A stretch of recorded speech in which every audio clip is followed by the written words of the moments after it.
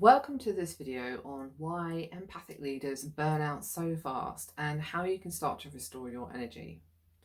Hi, my name's Caroline and I help empathic leaders and business owners transform stress and burnout, reigniting their power to shine in health, wealth and emotional peace.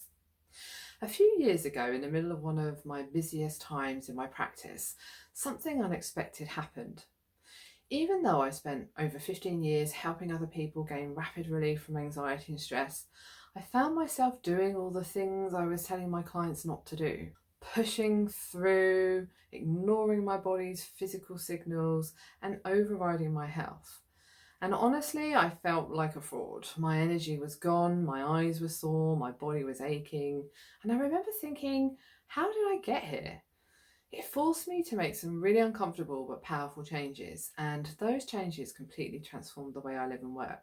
So in this video, I want to share with you what I learned, especially if you're someone who gives too much, yet you just feel like you're constantly running on empty. Because as empaths, we're wired to want to give, to hold space, to ease each other's pain, and we convince ourselves that we're doing a good job. But what we rarely see until it's too late is that we're constantly pouring out and giving, but we're quietly depleting ourselves. If you're a natural leader who feels everything deeply, the unspoken stress in the room, your team's struggles, your friends' emotions, and you're constantly feeling drained, this video is for you, because being an empathic leader is powerful for sure, but without healthy conscious boundaries, it will burn you out. Maybe you're feeling it already, which is why you're here. As an empathic leader, I can imagine that most people turn to you when they need to offload. Maybe you're the kind of person who's always there for everyone, helping them out of a problem, offering to fix it. Are you the one who always shows up to a social gathering when you'd rather be at home binging Netflix? The thing is, every yes that comes from guilt is a quiet no to your emotional and physical well-being.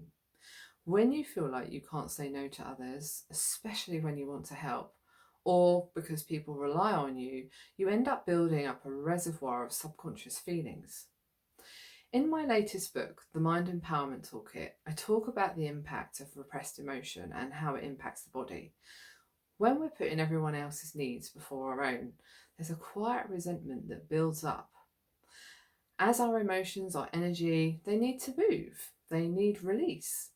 But if you've learned to hold everything in, especially as a strong and independent empath, your repressed emotions will get stuck in your body and they can manifest as tension, fatigue, aches and pains, and very often emotional triggers that just seem to come out of nowhere.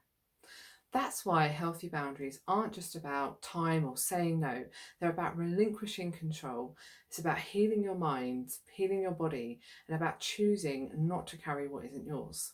And when you do that, you're not just taking care of yourself, you're leading by example. You're giving others permission to do the same. Other reasons why having healthy boundaries is good for you is because it teaches other people how to respect you, and in return, they'll respect themselves. Without boundaries, you're not just overextending yourself, you're also unintentionally teaching people that you're always available, that your time, your energy, your presence are always on tap. And that over time can create a culture either at work or in your relationships or within your family where giving too much becomes the norm and limits become blurred. The interesting thing is, you probably don't even realise you're doing it. So essentially, in the long run, not valuing your time doesn't help you or other people. Equally, the belief of having to do it all on your own or feeling guilty when you can't help can actually cause more stress than success.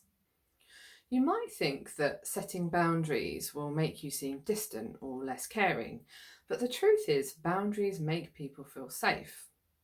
When you create clear boundaries, people know what to expect from you, and that builds trust. If you're constantly saying yes, people just start to rely on you and they get used to you taking over and decision making or solving problems that they could potentially be handling themselves. And this is actually counterproductive as it actually disempowers them in the long run. Healthy boundaries allows you to be fully present when you choose to help rather than resenting people because you've overcommitted. And surprisingly, when you start setting these new ways of being and these boundaries, people actually start to respect you more. They'll start to see you as a confident, self-aware leader who knows their limits. And that is incredibly inspiring. So we've covered why boundaries are important for not just you, but other people as well. And now I'm going to share with you 5 solutions that will help you come from strength and empowerment rather than guilt and depletion. Number 1, say no without guilt. Practice saying no to something that's not urgent or aligned with your goals or not your responsibility. It could be something simple like not taking on an extra project at work or skipping a social event that drains you. It may feel uncomfortable at first, but saying no is a muscle that gets stronger with practice. Number 2, make room for accountability.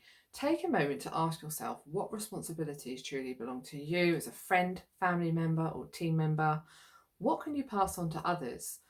What can you allow your team or loved ones the opportunity to step up on? What tasks could they do or responsibilities could they take on that you usually do? And you may be surprised that they're feeling empowered by that. Number 3, handle disappointment with grace and strength. Not everyone will like it when you start to push back on things, and that's okay. Sometimes people are used to the version of you that overgives. Their disappointment isn't a sign that you've done anything wrong, but it may take time for them to adapt as they may have unmet expectations. And when this happens, you just need to acknowledge their feelings, but hold your boundary. You might say something like, I understand this is frustrating, but I need to be realistic about what I can practically handle at the moment because I'm feeling really overwhelmed. So you're not being selfish, you're being responsible, and it's with authenticity. Number 4, set clear expectations. If you're the type of person who usually makes all the decisions, ask yourself, am I the only one who can do this? Gently consider how you can shift responsibility so that others can take a more direct ownership. This gives you the space to focus on the bigger picture without getting caught up in the emotional burnout of day-to-day decisions.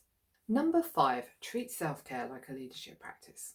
What if taking care of yourself was like being part of a great leader and you started treating rest and reflection and renewal as part of your strategy?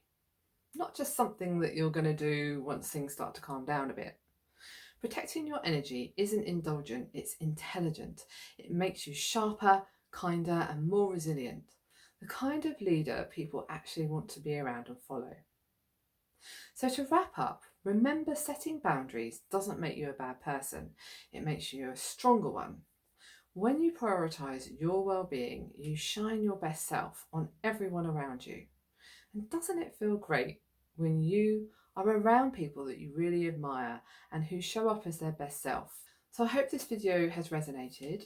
Feel free to share it with anyone who you feel may benefit, and feel free to leave a comment and let me know what insights you've gained from this video. Take care.